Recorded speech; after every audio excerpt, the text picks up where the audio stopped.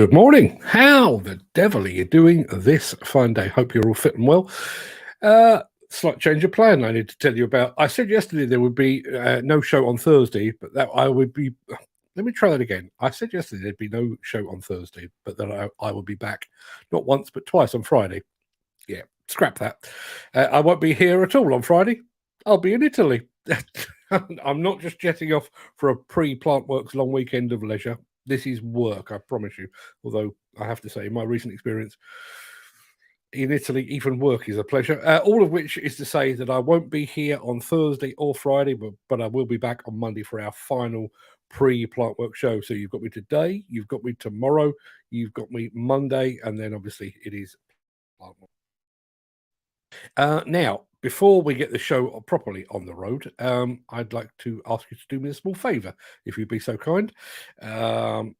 Just need to remember which button I've put this on. Bear with me 1 second. If I put that in the chat, right? Okay. So, my new Demolition Insider website is now fully live.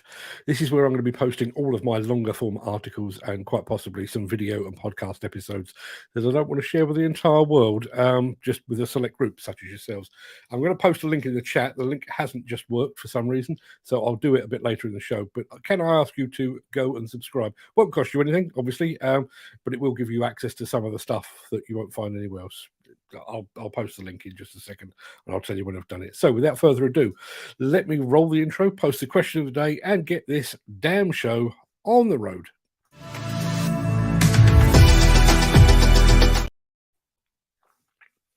What happened there?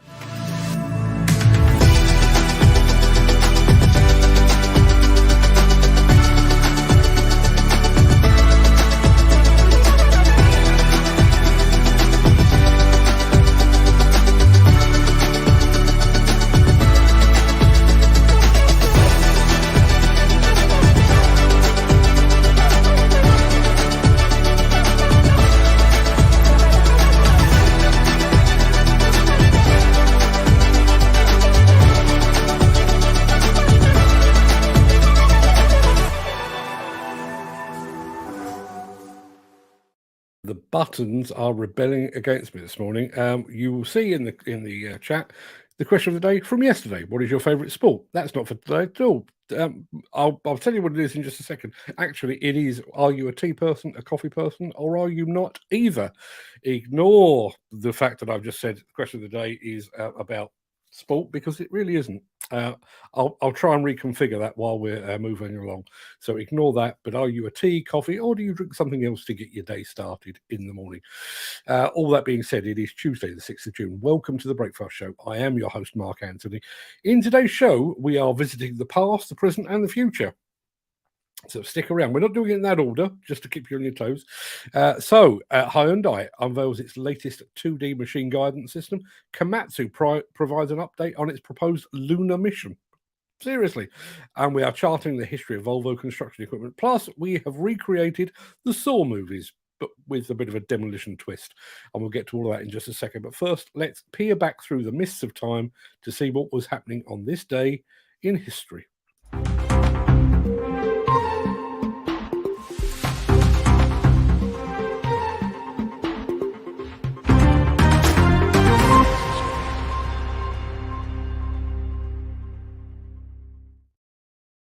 Yeah, on this day in 1816, Mount Tambora erupted in Indonesia. It would lead to 10 inches of snow in New England in America as part of the so-called Year with No Summer.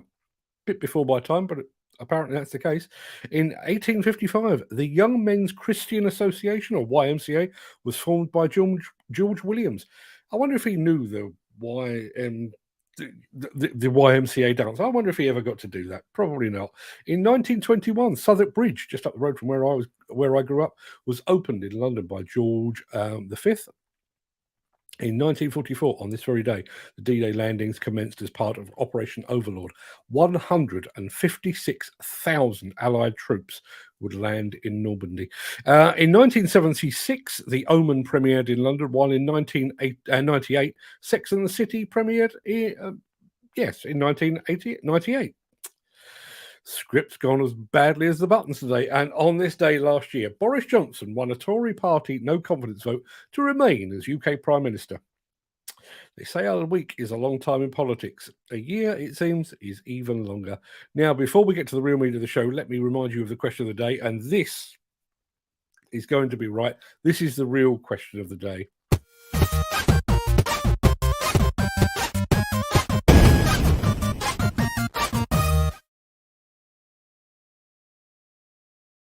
Yes, what is your morning beverage? Are you a tea person? Are you a coffee person? What beverage helps you start the day? Do you skip both? Are you anti-caffeine? Personally, I'm a tea man. In fact, I rarely drink coffee unless it's in a coffee shop or in Italy. So Friday. But what about you? Let me know in the chat. We'll come back to that at the end of the show.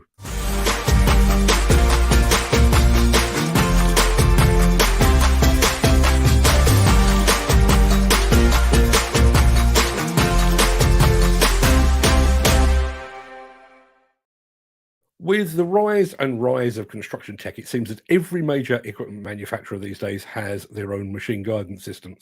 Well, the fine folks at Hyundai are no exception. Take a look.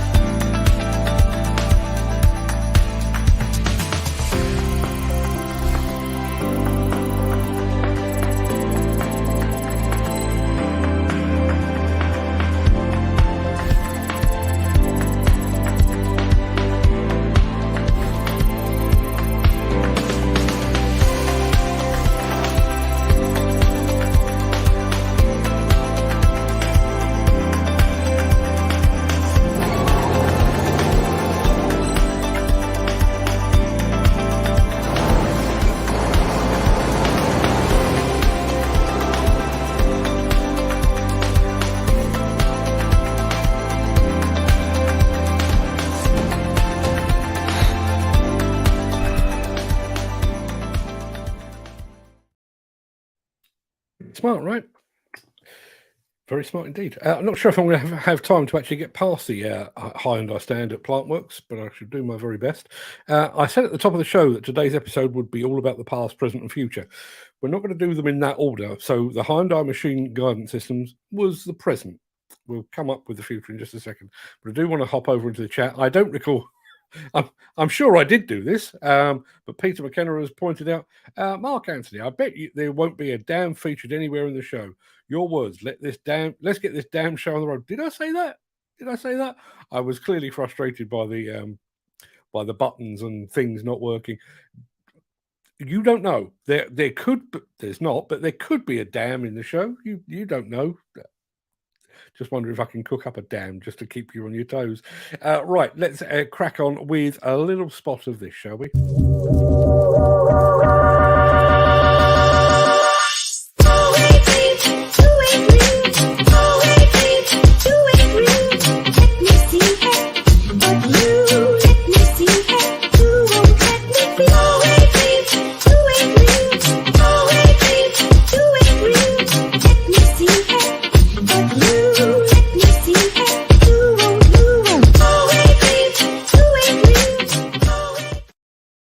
Regular viewers might recall that late last year we reported that Komatsu had set its sights not on Earth moving, but on Moon moving.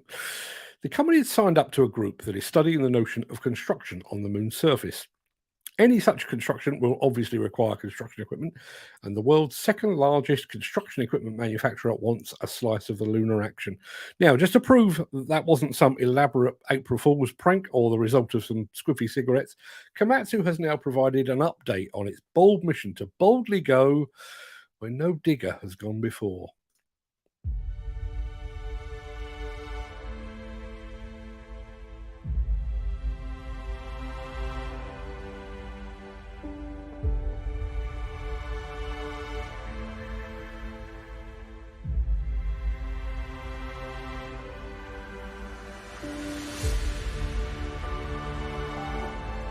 On Earth, we have never stopped to innovate. Our innovation includes autonomous machine operation and pursuing electrification to reduce CO2 emissions. Optimizing the construction process with ICT. And now, our technology developed on Earth is called for in space. On the Moon, where humans have aspired to land again. A different environment poses so many different challenges. Gravity, temperature, solar irradiation, atmosphere, terrain, and of course, the distance from Earth to the Moon. Transportation means, transportation cost. Naturally, these challenges must be resolved for Komatsu lunar construction equipment to function on the lunar surface. We have created the virtual lunar environment and are running simulations using digital twin technologies. For the machine frame, lightweight materials were chosen. They are resistant to temperature changes and can be delivered at a low payload cost. For the power system, the electric technology we developed on Earth will be put to use.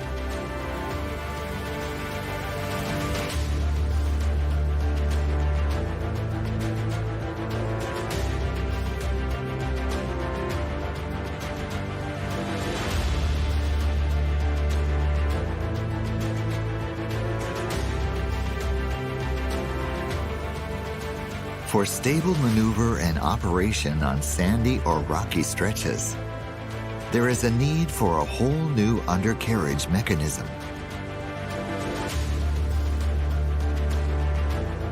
And accurate recognition of terrain and objects is made possible by the use of stereo cameras and sensors such as radar and lidar.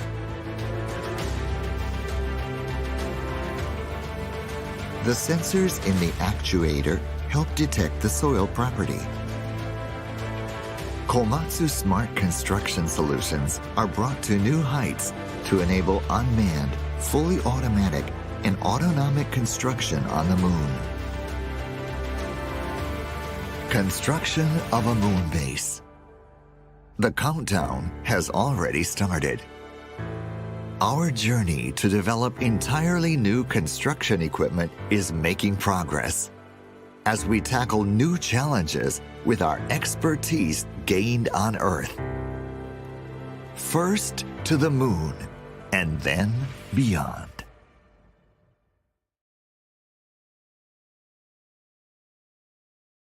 I'm right behind the notion of lunar construction, and I realise any such construction will require equipment. What I haven't figured out yet is how you get like a PC-290 to the Moon in the first place. Does it go up whole, or are they planning to send a team of engineers into space to build the thing in situ? The other thing that struck me, and I realised that the film there showed multiple machines. Can you imagine, bearing in mind we all know the realities of construction, you get your first electric lunar PC-290 on station, and on its first day of operation, it tips over. What happens then? So many questions. So many questions.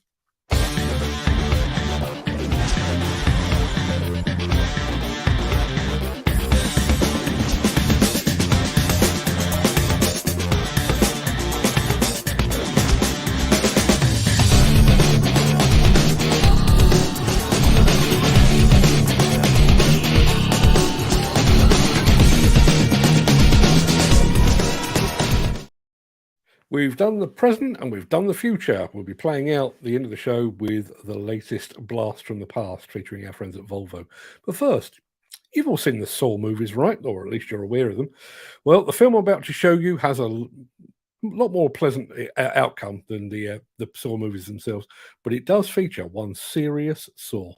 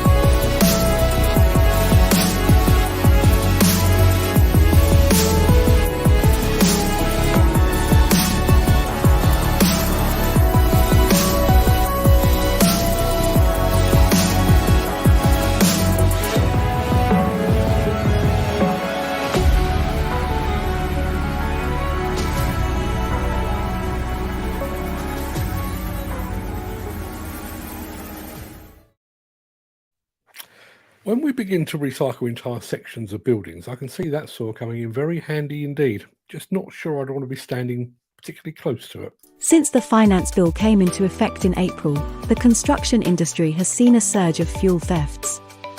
The rising cost of living has placed an additional risk of theft by employees and contractors, as well as opportunistic thieves. By using diesel dye and placing warnings of its use, you are sending a clear message that this is your fuel.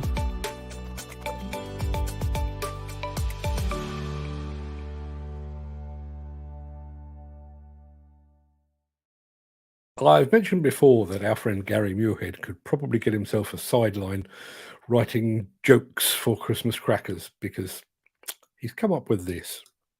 Not that, he's come up with this. That would give you a sore head operating that all day. Yes. Thank you for that, Gary. It is time for another of our trips down memory lane, which are proving exceptionally popular. You'll be pleased to know that yesterday's show, most popular one to date, 521 shows in. We've apparently gained some traction. This time we're going to meander into history with the very fine folks at Volvo Construction Equipment. Now, someone that's been to the Munktell Museum in Eskilstuna in Sweden, I was aware of some of this history. But I have to say, I thoroughly enjoyed the film I'm about to show you. So grab the popcorn, grab your chosen beverage of the day, and sit back and enjoy this.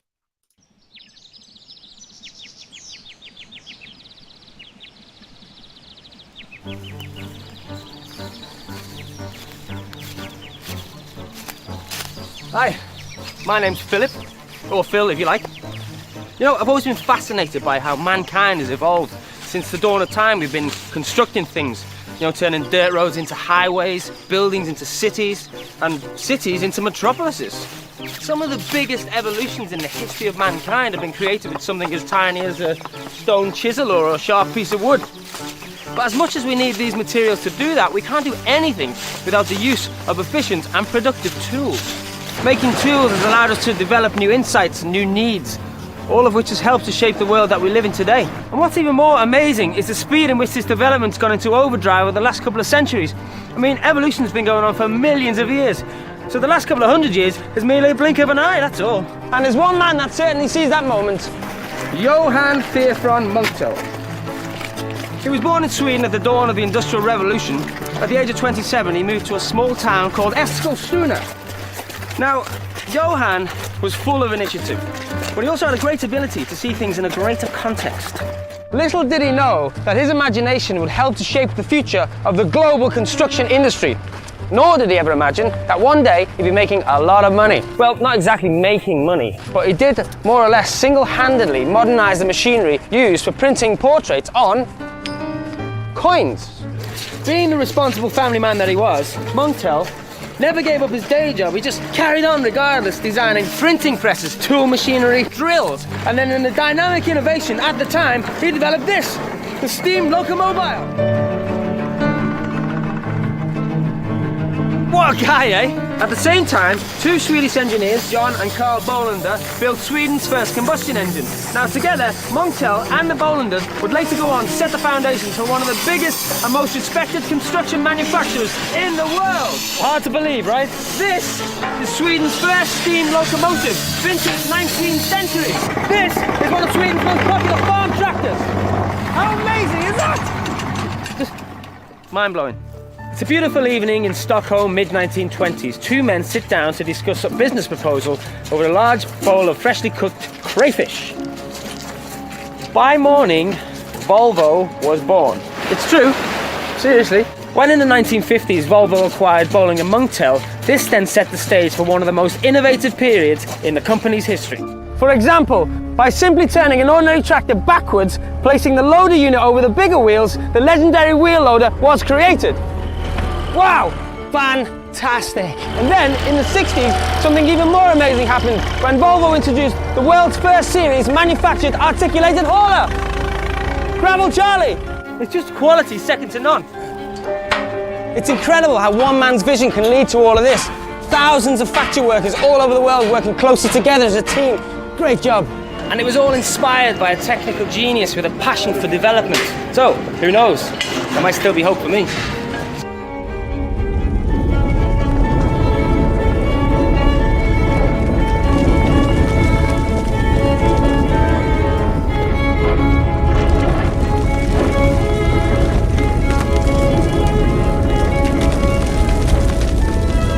And this is where we are now. I mean, look at this. It's like standing on the shoulders of giants. I mean, look at all this 21st century technology continually getting better, safer, more fuel efficient, and more productive. Oh, thanks, Sophie. See you later. It's all just evolution, really. You know, just keep going, keep improving, keep rolling. You know what the Latin word for Volvo means? I roll. I wonder what the word for I rock would be.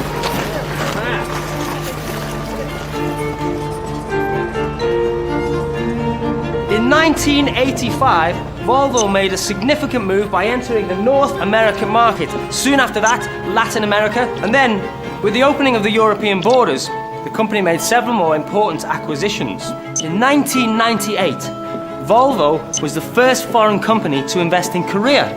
And with the speed of their development in emerging countries like China, it's just, well, it's astonishing. Can you imagine how Montel would have reacted if someone had told him in the 21st century hundreds of designers, engineers and factory workers would keep on improving and improving the work that he started? Like having fuel-efficient productive machines for demanding customers, all created with the Volvo DNA. Quality, safety, care for the environment. A wave of innovation has been set that still continues. Volvo Construction Equipment will keep on driving that development forward, pioneering and setting benchmarks for a worldwide industry. This truly is Mr. Montel's legacy. Mr. Montel, I salute you.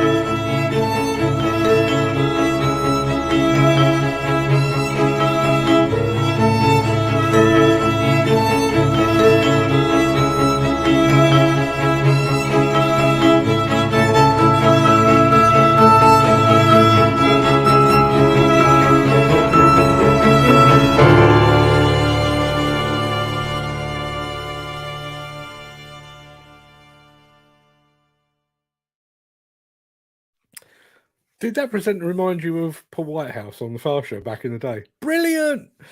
Did me a bit. I do actually think it's fascinating to chart the history of a company like Volvo. And if that's the kind of thing that you enjoy, then can I recommend my own podcast interview with Joe Keller? Joe's father and uncle invented the machine that evolved into the Bobcat skid steer loader that we know and love today.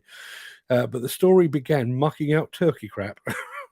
Turkey crap in rural Minnesota. You can listen to that episode using a link that I'm about to post in the chat.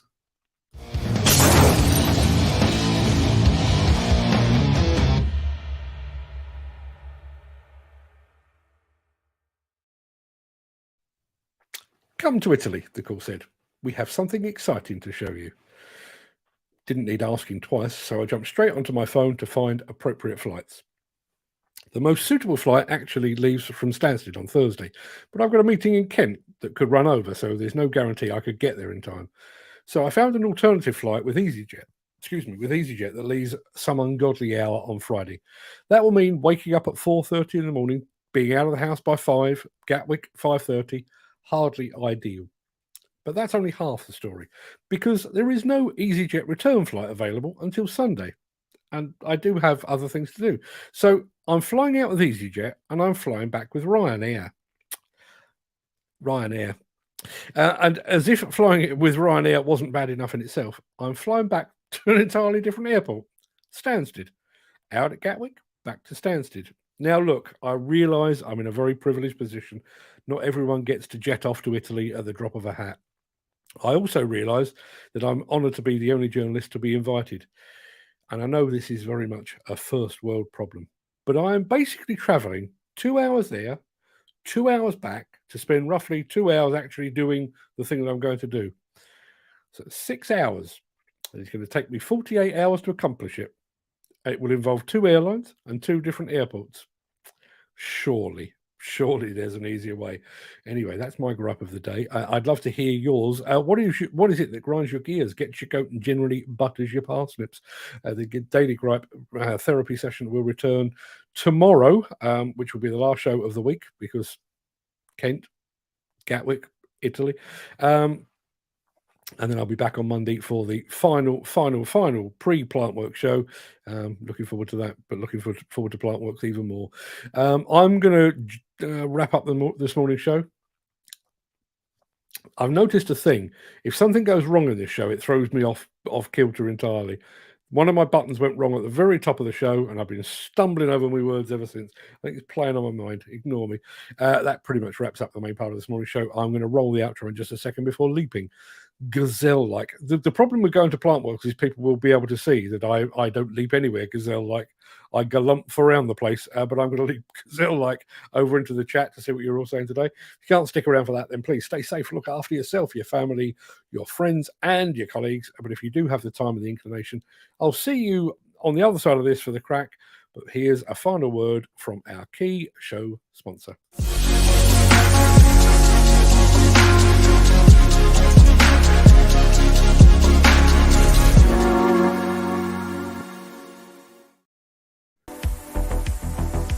Back to the usual after show party thing. There we go. How are we all doing today? Some of you very quick off the mark this morning. Let's have a look. I tell you what I do need to do. I got to the point where I didn't trust my buttons, basically. Let's have a look. It's not that one. Is it that one? It is that one. Okay. For those of you that would like to hear the Bobcat history, I'm going to post the link to that in the chat right about now. Right, okay, let's go back to the beginning of the chat. Fairly sure Ken Hatcher was first off the mark this morning. He certainly was. Good morning to you, Ken. Hope you're fitting well, my friend. Hope to see you next week. Bright-eyed and bushy-tailed Peter McKenna is in the house. Good morning, a sick note. Hope you're as well as can be expected, my friend. Gary Muirhead is here as well with his dad jokes. Thank you very much indeed for that, Gary. I hope you're all well as well. Dan Cullen, who is listening but not watching. I find that's best. I mean, look, you know, seriously, listen, people. It says top of the morning to you all. He also says Plantworks, here we come. And there is Plantworks themselves. Plantworks Construction Exhibition are here.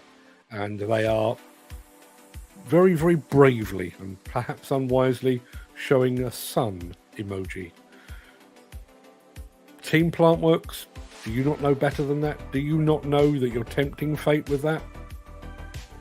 Need to check what the weather's doing over in Milan as well, because I'm going there on Friday. How bad is that? Mark Whiting's in the house. Good morning, Mark. Thank you for joining us. This is a sad bit of news. Peter McKenna, I might not be able to get to Plantworks. I thought I might have had work to pay for my day out, but it seems it's not going to happen. Gutted. I hope we can, amongst us, organise something for you, Peter, because it would be fantastic to meet you face to face at long last. I'm going to gloss over the fact that I did the question of the day wrong, and I'm going to get on to the real question of the day. But thank you for pointing out my stupidity, Peter. What is your preferred morning beverage? Ken Hatcher is a coffee man, as it turns out. Question today, coffee is dreamy. Caffeine doesn't affect me, says Peter. I also drink lots of Pepsi Max. See, now there's a question for a future show. Coke or Pepsi? Coke. I will drink something else rather than drink Pepsi. That's how bad I've got it. I've just realised this is not some sort of ponytail I'm growing. As if it's my headphone jack. Craig Williamson is in the house. Craig Williamson is doing some fantastic work over on YouTube, people. If you're not following him already over at CSW Groundworks, go do so. He was up at the Kubota launch. Was that last week or was it the week before? I can't actually remember. Did a fantastic job up there. Got under the skin of some of the machines. But actually did it rather better than some of the journalists that were in attendance, if you ask me. Gary Muirhead says, a large latte in the morning to get me started and tea in the evening with a wee biscuit. A wee biscuit. That's as good as my Scottish accent is ever likely to get. Good luck. I'm going to take a wild stab and say the biscuit is probably shortbread because, north of the border, that's all those people eat, isn't it? It's all shortbread and haggis. How lucky are they? Shortbread and haggis. What a fantastic place to live. Peter McKenna, when I was on the wagons, I always had 2 or 3 litre bottle of Coke for a while on the move. As soon as I get to my destination, the kettle came out. Yeah, I had to break that habit. Back when I was working on Plant Manager's Journal, way back in this time, back in the late 80s, early 90s. I used to park my car. The magazine was based in Wallington in Surrey. I used to park my car, I don't know, a quarter of a mile away, and then walk. And the walk always took me past a newsagent's that sold fizzy pop and the like. And I was a full-fat Coke man back in the day, the red can, the proper one. So I got into the habit of buying myself a 6-pack of those on my way into work. And after I'd basically done that daily for about 3 weeks and realised I was piling on the pounds, I had to go another way to work. 6 packs of full-fat Coke every single day. Not good for your health, people. Paul Latham is here as well, and he is a team man. Paul, you and I are of one mind. I am very much a team man. Peter McKenna says, I bet there won't be a dam. No, I don't even know where that dam came from. Frustration at the buttons, I'm sure. Who else have we got here?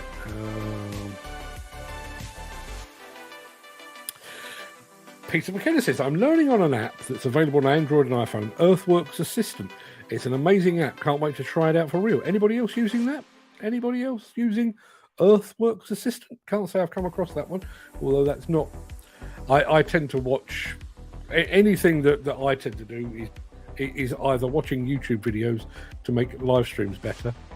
Should have watched a few more last night, judging by this morning's show, or playing around with AI. Doing a lot of playing around with AI at the moment. An incredible one that I came across yesterday, which will be of no use to any of you that are watching, but an absolute belter as far as I'm concerned. The Grand Ethiopian Renaissance Dam, GERD, formerly known as the Millennium Dam, is under construction in Ethiopia. I'm not going to even try that. On the Blue Nile River, which is located 40 kilometres east of Sudan.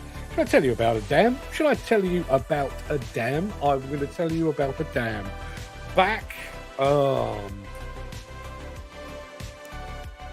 So, back in the very late 80s, sort of 88, 89, thereabouts, I was working on Contract Journal. Contract Journal bought Plant Manager's Journal, so I hopped over to Plant Manager's Journal. But we also had another magazine called International Construction. It still exists, but it's with a different publisher now. But we had International Construction, very, very well regarded magazine. At the time, it was edited by a guy called Alan Peterson, one of the nicest blokes you'd ever like to meet. Well, International Construction was mainly, as the title suggests, was about international construction, but it did also feature quite a bit of plant. So every once in a while, I was required to go hop over, literally the other side of a partition, and write about plant for international construction.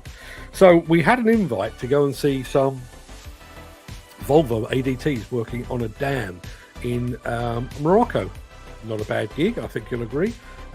So myself, a PR guy, and I think there was one other journalist as well, hopped on a plane, checked into a very, very smart hotel in Marrakesh, and then we drove up past the goats in the trees, really, and we arrived at the dam site. And I couldn't help but notice that all of the Volvo ADTs were in fact Caterpillar ADTs. Now, frankly, not a problem for me because I'm still seeing a dam being built. Unfortunately, the PR man was there on behalf of Volvo, and he had to rush back to the hotel because obviously this is pre-mobile phone days to say, I brought the journalist here. Your equipment isn't here. And apparently, back in the day, apparently they'd had a few breakdowns and they've replaced the entire fleet with cats. I think the Volvo trucks are itchy hooter. I think the Volvo machines are considerably more reliable these days. But yes, all the way to Morocco to see machines that weren't there.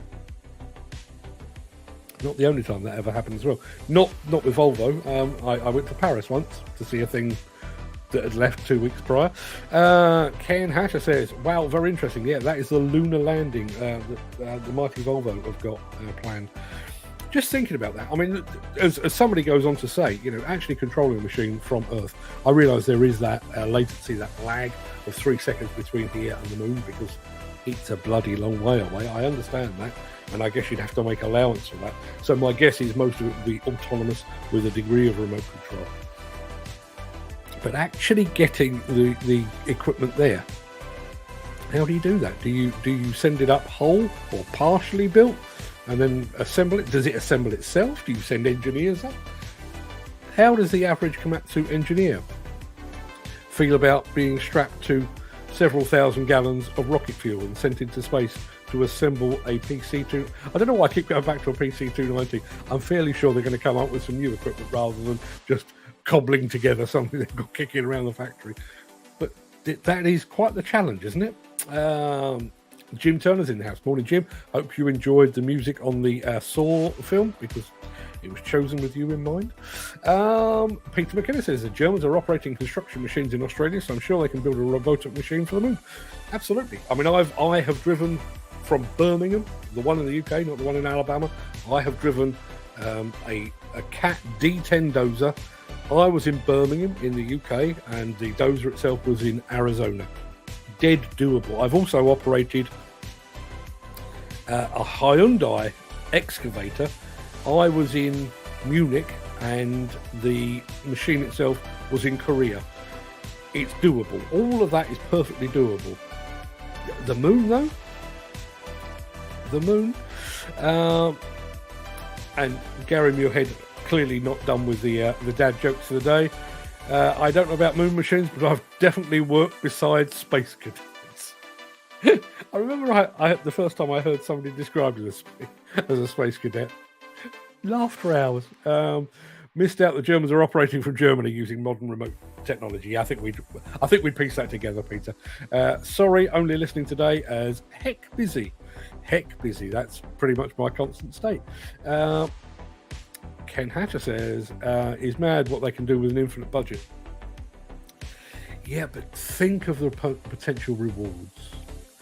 Think of the potential rewards. Why are we moving? Why are we building on the moon? Are we building on the moon because it'll be a nice place to visit for the weekend? Given the lunar radiation and all the stuff, probably not. I think the truth is we are attempting to harvest the minerals and stuff that lurks below the surface of the moon. I think that's the absolute truth. So yes, it might cost you a damn fortune to get there and a damn fortune to get back, but what you bring back could be worth an even bigger fortune. That's my guess anyway. Peter McKenna has just hid behind the sofa. I'm guessing that was because of the Saw movie. Gaz Evans, who is now just 1 or 2 days away from loading up his Gaz wagon and heading off for the East of England showground, full of models. I was going to say supermodels, but that would give the wrong impression. They are super and they are models, but they're not. You know what I mean. Let's have a look. Plantworks has said good morning to Dan Cullen, who is going to Plantworks, and as they've very kindly pointed out, morning to all. 1 week today. 1 week today. What is it? It's 10:42 now.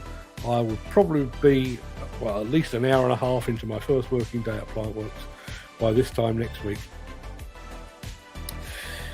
Gary Muirhead back with his saw head. Wow. Gutted, I don't think I'll be able to afford to come. Was looking forward to a day out too. Let me rack my brains and see if I can come up with anything, a sensible answer. The problem is, Peter, you're further north than I am. I'd offer to swing by and pick you up and deliver you, but that doesn't work for either of us. So let me put my thinking cap on. So yes, that is where the Volvo BM came from. It was Bolander Monktel. It was indeed 2 Swedish companies that merged. Well, 3 Swedish companies that merged into one. And back in the very late 80s, I've already mentioned this, when I was on Contract Journal, Plant Managers Journal, and in International Construction, all of the advertising from Volvo at that time was for Volvo BM. Remember it very well indeed. Yeah, and there's Peter confirming he's in Preston, Lancashire, only able to come for a day to meet up with Dan and co. All been on a fair journey these past few months. Yeah, you more than most, I think, Peter. Brilliant, that Volvo video. Yeah, I thoroughly enjoyed that. I have to say, when I first started watching it, the first 20-30 seconds, I thought, well, this guy's quite annoying. And then when he started to tell the whole story, it was like, no, I'm quite excited about this as well. Yeah. Peter McKenna, come fly with me, come fly, let's fly away. Yeah, that'll be me on Friday. A gentleman was in Stansted Airport, killing time until his next flight was due. He walked into a bar, ordered a drink, sat down at a table. Then in walks one of the most beautiful. I'm hoping this has a decent outcome. In walks one of the most beautiful girls that he's ever laid eyes on. She delicately walked past him with a smile, sending the most delicate aroma of perfume in his direction. Sits down at the table opposite. He realises straight away that she's an off-duty air hostess. She's in uniform, but not being a man that flies. And that's where the story ends. Peter, we need the second part of that story. I need to see where that goes.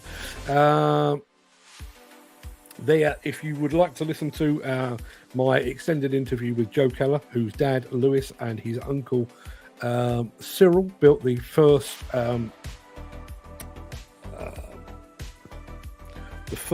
Keller loader, which would evolve to become the Bobcat skid steer that we all know and love today. If you'd like to listen to that, there's the link. Yeah, or you can just go to Spotify and search for Demolition News Radio. It's the latest episode.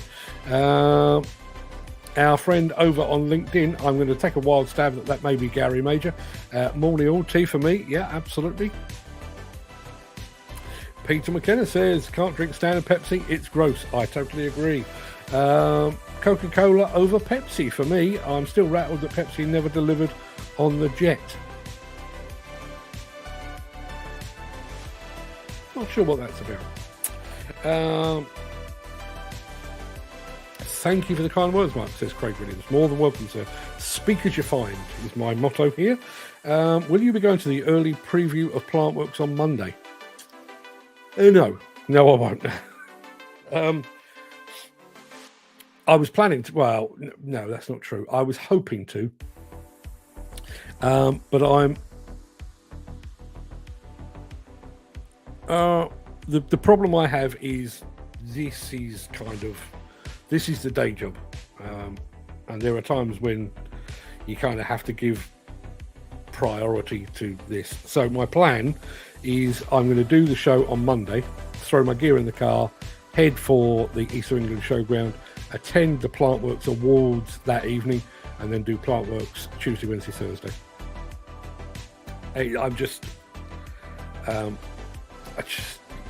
I wish I could, but I can't be in two places at once.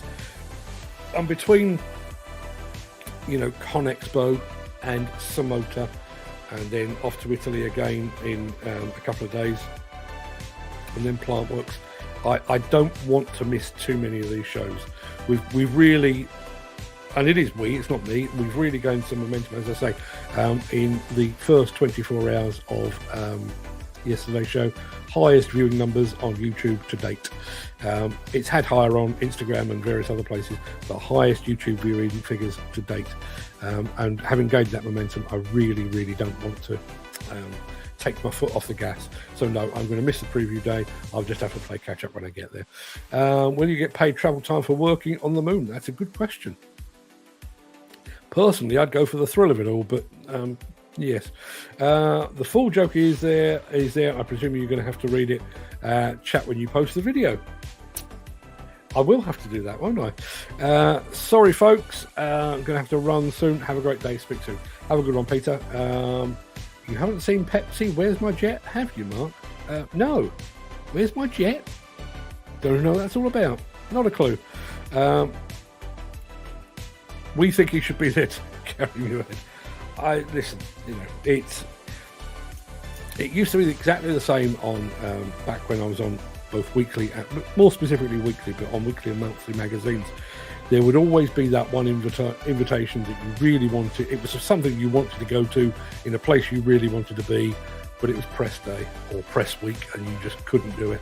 So, sometimes you just have to accept the fact that you can't do all the things.